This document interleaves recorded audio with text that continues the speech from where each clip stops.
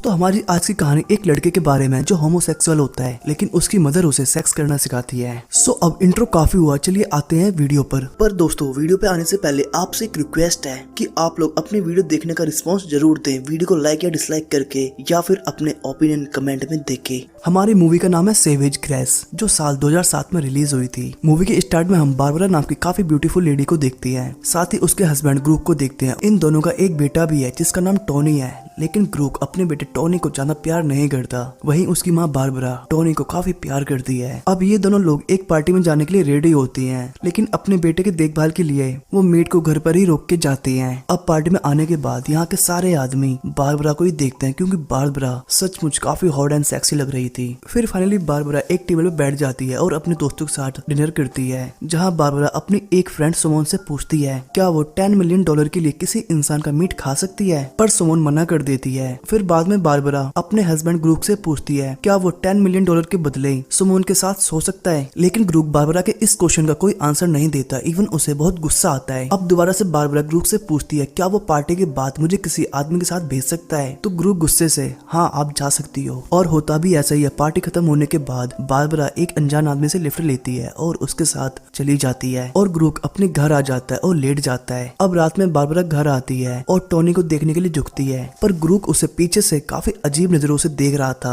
अब हमें कई साल बाद की कहानी दिखाई जाती है, जहाँ टोनी काफी बड़ा हो गया है और वो अपनी मॉम के साथ ही रहता है, क्योंकि उसके डैड ग्रूक अक्सर बिजनेस के लिए बाहर ही रहते हैं। फिर एक दिन बारबरा और टोनी बाहर घूमने जाते हैं, जहाँ बारबरा टोनी से पूछती है बेटे तुम मुझसे कितना प्यार करते हो, तो टोनी बोलता है माँ आपसे मैं दुनिया में सबसे ज्यादा प्यार करता हूँ, आपके लिए कुछ भी कर सकता हूँ। तो बारबरा बोलती क्या सचमुच तुम मेरे लिए कुछ भी कर सकते हो, तो टोनी बोलता है हाँ माँ। फिर कुछ दिन बाद ग्रूक अपने फ्रेंड्स दोस्तों को घर लेके आता है और अपनी फैमिली टोनी और बारबरा से इंट्रोड्यूस करवाता है, लेकिन बारबरा अपने बेटे टोनी को इंट्रोड्यूस करवाते हुए बोलती है कि मेरे बेटे को काफी अच्छी फ्रेंच आती है और ये आप लोगों को एक फ्रेंच बुक पढ़ के दिखाएगा। लेकिन टोनी फ्रेंच बुक को बहुत ही कम यानी अच्छे से नहीं पढ़ पाता। तो एक गेस्ट टोनी का काफी मजाक उड़ाता है और बोलता है तुम बोल रही थी कि इसको काफी अच्छी फ्रेंच आती है, इसने तो एक वर्ड भी नहीं पढ़ पाया। अपने बेटे का मजाक उड़ाने पे बारबरा उन गेस्ट से काफी गुस्सा हो जाती है और उन्हें चिल्लाते हुए घर से बाहर निकाल देती है। अब ग्रूक भी बारबरा से गुस्सा होकर रात में एक होटल में जाकर रुकता है, लेकिन रात में बारबरा ग्रूक को मनाने के लिए होटल में जाती है, लेकिन वो मनाने की वजह उसके साथ वहीं डुपचुक करने लगती है,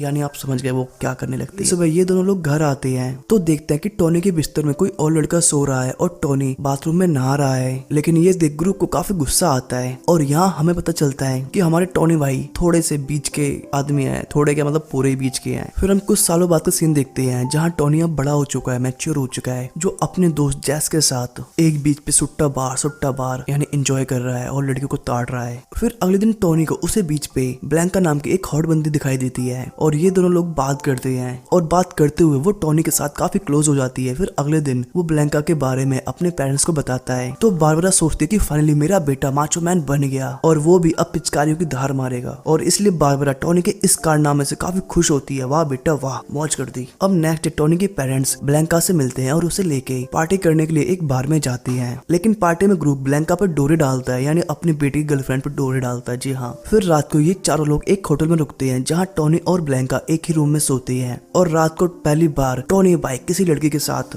डुपचुक करता है, लेकिन थोड़ी देर में उनकी पिचकारी की दम निकल जाती है और वो ठंडे पड़ जाते हैं। फिर कुछ दिनों बाद हम बारबरा को देखते हैं, जो किसी काम से एयरपोर्ट पे गई थी, पर वहाँ वो ग्रूक को ब्लैंका के साथ देखती है। तब बारबरा समझ जाती है कि ग्रूक और ब्लैंका का चक्कर चल रहा है, और ये गरम सीन देख के वो गुस्से से वहाँ से निकल जाती है, और गुस्से की वजह से वो एक टैक्सी ड्राइवर के साथ अपनी गुल्लक के छेद में पानी भरवाती है और शांत होती है। फिर घर आ जाती है, पर यहाँ आके वो अलग ही नजारे देखती है। वो देखती है कि उसका बेटा टोनी अपने दोस्त जैक के साथ पलंग तोड़ रहा है, और ये देख के उसे काफी गुस्सा आता है। फिर कुछ दिनों बाद वो अपने बेटे टोनी को ग्रूक की सच्चाई बता देती है कि ग्रूक और तुम्हारी गर्लफ्रेंड ब्लैंका का नैन मटक्का चल रहा है। फिर कुछ दिनों बाद अकेला होने की वजह से बारबरा भी एक फ्रेंड बना लेती है, जिसका नाम सैम होता है, और वो उसी के साथ रहती थी, और सैम भी उसका काफी अच्छे से ख्याल रखता था, मतलब उसकी सारी जरूरतें पूरी करता था जो ग्रुप पूरा नहीं कर पाता था, समझ रहे हो ना। फिर नेक्स्ट डे टोनी भाई सैम से बात करते हुए देखे जाते हैं, जहाँ टोनी को पता चलता है कि सैम भी टोनी का एक जुड़वा भाई है, यानी वो भी एक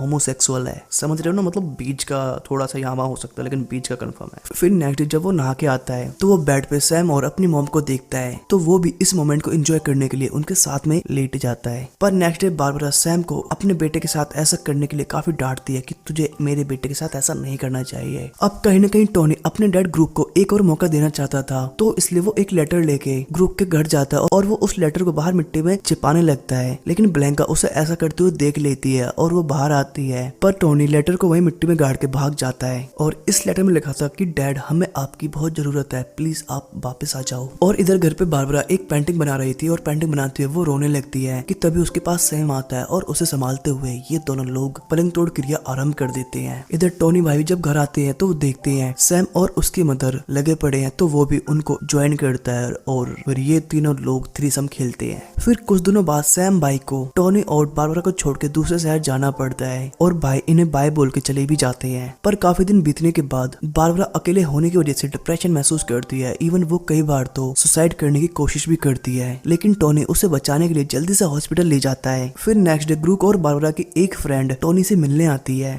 वो टोनी को बताती है कि तुम्हारे डैड ग्रूक अजीब ही किस्म के साइको इंसान है और वो बिल्कुल भी ठीक आदमी नहीं है, तो तुम लोगों को उनसे दूरी रहना चाहिए। फिर कुछ दिनों बाद हम बारबरा और टोनी को एक फ्यूनल में देखते हैं, जहाँ ग्रूक और ब्लैंका भी आए होते हैं। लेकिन ग्रूक अपने बेटे टोनी और बारबरा से बिल्कुल भी बात नहीं करता। और अब कुछ महीनों बाद बारबरा और टोनी लंदन शिफ्ट हो जाते हैं, जहाँ बारबरा और टोनी नए नए दोस्त बना लेते हैं। फिर कुछ दिनों बाद बारबरा अपनी एक फ्रेंड के साथ मिलने जाती है और घर आके टोनी बारबरा को बताता कि मेरा भी एक गे फ्रेंड बन गया है। और ये सुन के बारबरा को अच्छा नहीं लगता कि उसका बेटा एक गे है, तो इसलिए वो उसकी इस आदत को छुड़ाने के लिए उसे सेड्यूस करने की कोशिश करती है। और सेड्यूस करते हुए ये दोनों लोग खुदाई शुरू कर देते हैं और काफी दिनों तक ये लोग ऐसा ही करते हैं। लेकिन पता नहीं क्यों कुछ दिनों बाद टोनी की दिमागी हालत खराब हो जाती है और फिर इसके कुछ दिनों बाद टोनी और बारबरा में किसी बात को लेकर लड़ाई हो जाती है और साइको टोनी भाई चाकू से अपनी मॉम को मार देते हैं। और मारने के बाद वो पुलिस को कॉल भी करता है और पुलिस के आने तक वो नूडल्स बॉक्स लेके अपनी मदर की डेड बॉडी के पास ही बैठ के खाता है। और जब पुलिस वाले वहाँ आते हैं तो देखते हैं कि ये डेफिनेटली मेंटल हो चुका है और इसलिए पुलिस वाले उसे मेंटल हॉस्पिटल भेज देते हैं। लेकिन कुछ दिनों बाद हमें पता चलता है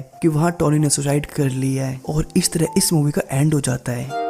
रोजी हो गया मन प्यारे इब करूं इंतजार, मन फर्स्ट टाइम डेट पे जाना से वाह हंसती रही मैं देखता रहा, मेरे कुछ भी समझ नहीं आना से। मैं थोड़ा घबराऊं और थोड़ा शर्माऊं, मन कुछ भी ना बेरा के खाना से, कुछ भी ना बेरा के खाना से। रोजी हो गया मन प्यारे इब करूं इंतजार, मन फर्स्ट टाइम डेट पे जाना से वाह हंसती रही मैं देखता रहा, मेरे कुछ भी समझ नहीं आना से।